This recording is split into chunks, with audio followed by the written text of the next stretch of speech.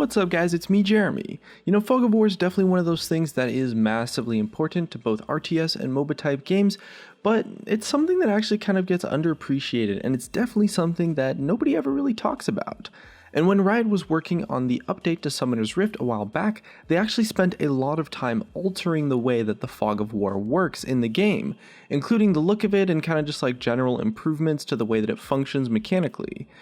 So just like our video on the missile system a while back, I wanted to kind of break down the changes that they made and hopefully give you guys an in-depth understanding so that you can use this knowledge about Fog of War to your advantage in your games. And if you guys enjoyed the video, definitely hit that like button and let's begin.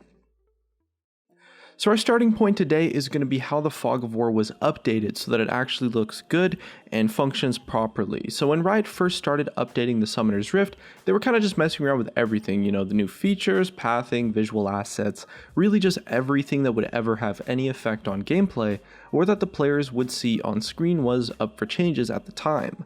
And once they had narrowed down their vision for the update and figured out the direction that they wanted to go with the map, they were left with something that had actually kind of been overlooked, which was, of course, the Fog of War.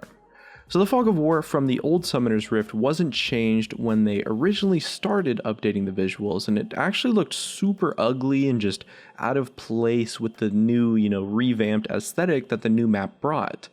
One of the example pictures that Riot provided shows us a work-in-progress version of that updated map, and you can see that in these pictures the Fog of War actually looks really messy. It's full of like jagged edges rather than being like a smooth sort of kind of flowing shadow almost. Not only does it look really bad, but it also functioned really badly as well, since a champion could just hide inside one of those sharp edges, even though they technically should be in vision range. It's also super distracting from the gameplay experience, and it was made even worse, of course, because of the update. The thing is, the previous Summoner's Rift map had a ton of what Riot calls high-frequency details. Things like bright spots of color, bits of like plants on the ground, that kind of stuff, right?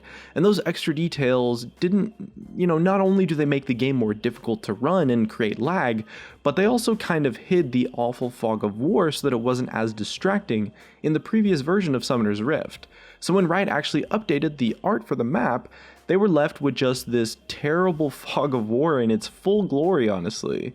Another issue with the Fog of War as well were just the really obvious steps of graduation in a champion's vision. The example with Ahri here shows this really well. You can see two different lines around her, or three different areas of shade. First, there's the clear vision directly around her, then there's a slightly more shaded area of vision that Ahri can still see but not perfectly, and then finally there's the last part of the gradient, which is of course that jaggy Fog of War. So first they of course needed to get rid of that distracting gradient, which was actually a really easy solution. They just got rid of it entirely and used a more simple flag that defines what a champion can or cannot see. So the bigger issue was definitely fixing up those jagged edges, which was a problem that was actually caused by the fact that things like shadows or visual effects run in a significantly lower resolution to the actual visibility system of League of Legends. League has all its assets saved in a lower resolution since it saves resources, and it's a great way of making things less demanding on computers that just are, have lower specifications that just aren't as good, right? So while you might run the game at a resolution of maybe 1920 by 1080, the Fog of War was actually a lot smaller. You could play the game at 1920 by 1080, and the Fog of War would originally only be a 128 by 128 grid of resolution, which means that the entire map is covered by one small little asset. So it was actually being stretched just massively to cover the whole map, and as a result it was a little bit less laggy. And for any of you guys that play around with images on something like maybe Photoshop, you know what happens when you zoom in on a small resolution picture. You start seeing jagged edges instead of smooth lines, and that's exactly what happened with the Fog of War. So one of the fixes for this problem is to just increase the resolution, since the higher resolution a picture is, the further you have to zoom in before you start seeing those jagged edges or seeing those individual pixels. Take two pictures, maybe one at 1080p, one at like a 4K resolution, for example. You'd have to zoom in way further on the 4K resolution image before it actually starts looking really bad. And so Riot did try to fix this with like a quick fix, sort of like band-aid solution, but there was actually an underlying problem in the code that handles the fog of war. So even doubling the resolution from 128 by 128 to 256 by 256 would have essentially made the fog of war require 4 times as much processing power from the computer that was rendering it, which essentially made it pretty much a no-go for Riot, since they were aiming to make the new Summoner's Rift map both prettier and have much better performance. They could have taken another crack at the code to maybe make it perform a little bit better with those performance issues, but there really wasn't enough time to do a proper job with it, so they looked for different solutions. And at the end of the day, increasing the resolution wouldn't have made the performance better. They only could have reduced how much it made it worse. So one potential option they messed around with was to just increase the amount of blur. Even the original 128 by 128 grid was being blurred. So they thought that maybe they could just fix things up by ramping it up more, but no matter what blurring technique they used, it would either just be way too blurred or not blurred enough actually. The source was just not a high enough resolution to support a nice smooth blur without those really crappy graduation steps. So it turns out no matter what they changed, they needed a higher resolution to achieve the desired look, so the fix came in the form of upscaling. So rather than just making a higher resolution fog of war grid and ending up making it require super demanding hardware, Riot actually just changed the way that it was represented on the screen. So the following diagram here shows how upscaling works, or how the upscaling works. You've got 2 main colored blocks, the black ones, which are the fog of war, and the white ones, which represent the vision of a player, things you can actually see. So you start out with a 2x2 grid, 4 of the pixels from the original 128 by 128 fog of war source image. The red squares represent the original pixels, and the other blocks in the 2x2 grid shows its neighbors. Next up, you've got 4x4 grids and the upscaled versions that make up the new 512 by 512 grid. So by looking at the 2x2 grids followed by the 4x4 grids, you can see that essentially faking extra resolution gives the fog of war a lot more room to play with, meaning that Riot could use standard anti-aliasing techniques represented by the gray blocks in this picture. Essentially, every single pixel in the original 128 by 128 image became a 4x4 block in the upscaled 512 by 512 grid, which gave Riot plenty of room to smooth out the edges. The comparison images provided do a pretty good job, hopefully, of showing the difference. I hope I'm not getting too technical here for you guys. First off, you have the original 128 by 128 fog of war grid looking super jagged. Then you've got the 512 by 512 upscaled version, which looks a lot neater, but still kind of looks a little bit rough.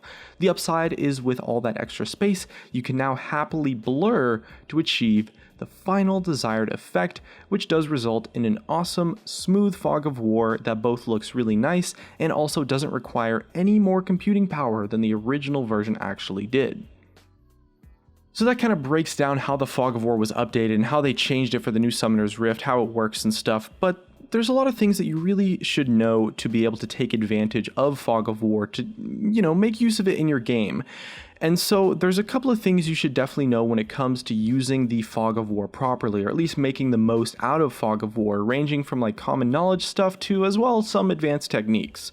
So the first thing to keep in mind is that, of course, terrain does block vision, whether it's from wards or champions themselves, of course, which means that even you might be just around the corner from an enemy champion. As long as you're actually blocked by terrain, your opponents can't see you, so you can get actually really close if you're just around a corner for a surprise attack. And this is really useful for melee junglers. You can ward around a wall, or maybe stay behind a corner somewhere, see where the enemy's pathing towards, and then line yourself up just on the corner of a piece of terrain, and then your opponent's not going to be able to see you, but they'll still be moving towards you, essentially giving you what is almost like a free bush almost for them to face check into you as they come around the corner. You get that free gap closer, you can just jump on top of them and start taking them down. Another more advanced trick that's probably useful to know is actually about misleading your opponent by giving them false information about where you're heading. So the easiest thing you can do with this is maybe killing an enemy ward. Remember that your opponents can see through the fog of war due to the ward, of course, they have vision on you, so as you hit the ward down, you start walking in whatever direction you maybe want to mislead your opponent with. So if you're approaching from the south side of a ward and you want to mislead them to make them think that you're going north, after you kill the ward, you start walking up, maybe you finally finish off the ward, you head north some more, and you make your way to the very top side of the vision that the ward gave before finally killing it. And the last thing your opponents will have seen before the fog of war returns is that you were already on your way pathing north, so that if they want to cut you off, they're going to assume that you're going in that direction.